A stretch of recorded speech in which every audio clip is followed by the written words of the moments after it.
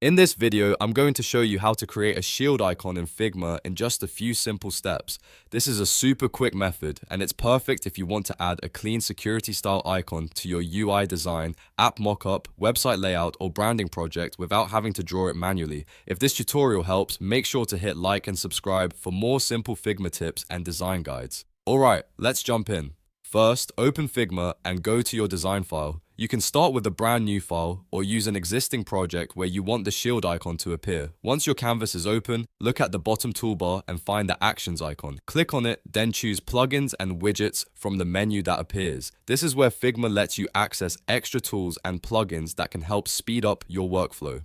Now, in the plugin search, type Iconify. Iconify is a very useful plugin because it gives you access to a huge library of icons right inside Figma. After you find it, open the plugin. Once Iconify launches, use the search bar and type shield. You'll see several shield icon options appear, and you can browse through them until you find the one that fits your design style best. After that, simply drag and drop the icon you want straight onto the canvas. You can place it anywhere in your layout and resize it as needed.